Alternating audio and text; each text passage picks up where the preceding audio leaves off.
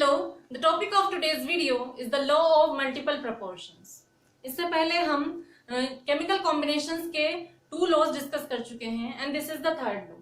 So this law was proposed by John Dalton, जिन्होंने Dalton atomic theory दी थी, उन्होंने ये law propose किया in 1803 में. तो चलिए देखते हैं कि ये law क्या कहता है. According to this law, if two elements can combine to form more than one compounds, the masses of one element that combine with a fixed mass of the other element are in the ratio of small whole number. इसका क्या meaning है?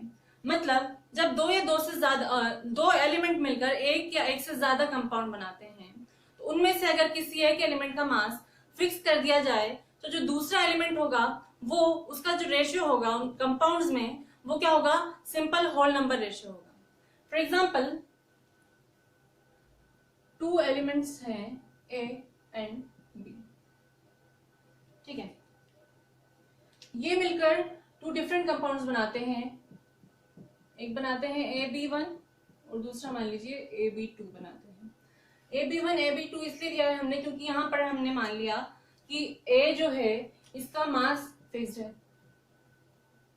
क्योंकि ये law क्या कह रहा है कि जब दो एलिमेंट आपस में कंबाइन करके दो से ज्यादा कंपाउंड बनाएंगे तो उनमें से एक का मास जब फिक्स्ड रखें तो जो दूसरा कंपाउंड दूसरा एलिमेंट होगा उसके मासेस का जो रेशियो होगा वो स्मॉल होल नंबर रेशियो होगा.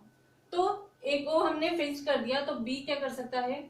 इसकी वैल्यू वेरी कर सकती है. बी का मास क्या होगा? वेरिएबल होगा या डिफरेंट होगा? डिफरेंट. तो AB1 एंड AB2 मतलब यहाँ पर मान लीजिए B1 एंड B2 के मासेस अलग अलग हैं एंड इसका मास हमने मान लिया M1 है और इसका मास M2 है. तो M1 एंड M2 का जो रेशियो होगा M1 रेशियो M2, ये क्या होगा? Simple whole number ratio.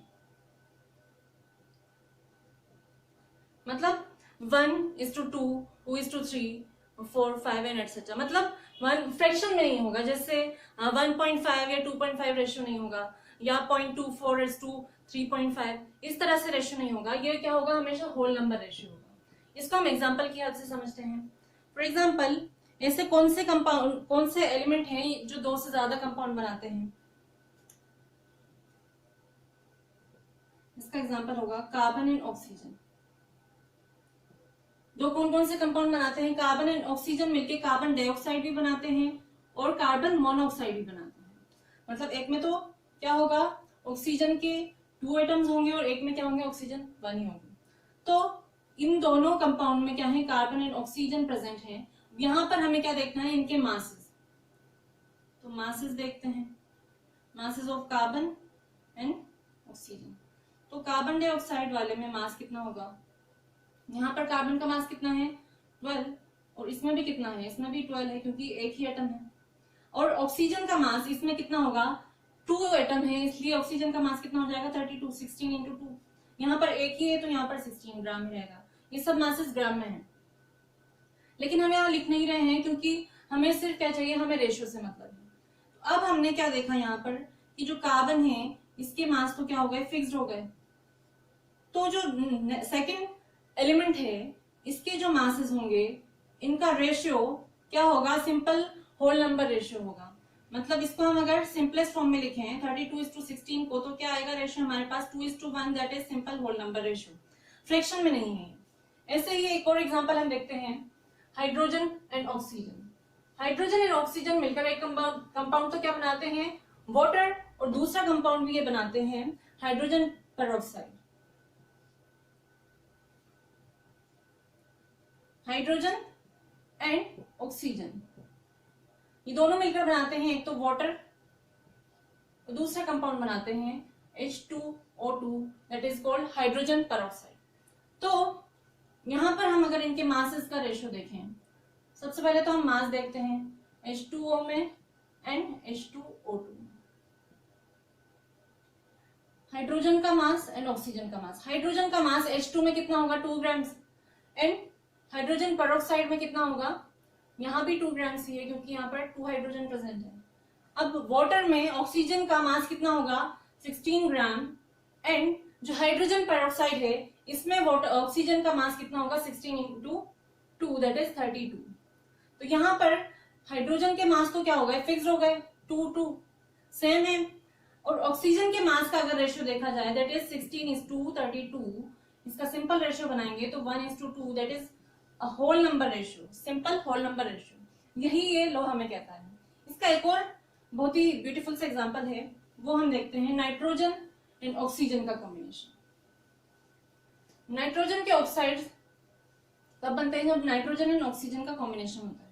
Nitrogen and oxygen combine करके 5 डिफरेंट ऑक्साइड्स बनाते हैं। वो कौन कौन से हैं, let us C.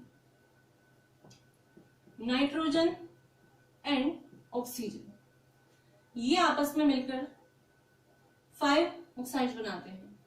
Dinitrogen oxide, nitrogen monoxide, nitrogen dioxide, dinitrogen trioxide and fifth is dinitrogen pentoxide. अब इन सब में हमें क्या देखना है, मासेस देखने हैं और इनका रेशियो देखना है।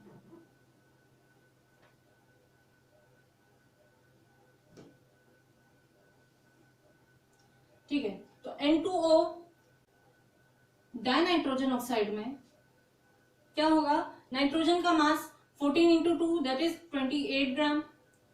एंड इस वाले में नाइट्रोजन मोनोऑक्साइड में कितने नाइट्रोजन है, 1, तो उसका मास होगा 14। नाइट्रोजन डाइऑक्साइड में भी 14।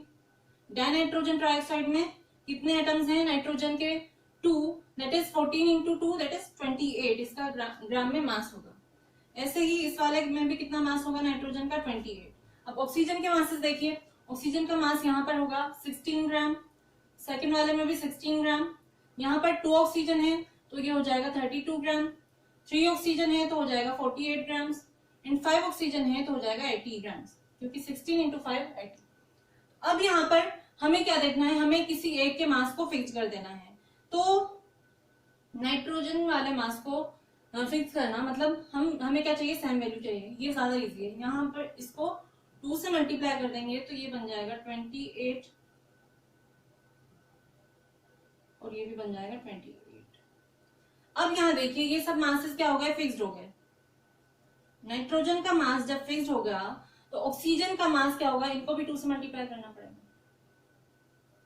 तो ऑक्सीजन के मासेस का जो रेशियो आएगा वो कितना होगा, 16:32:48।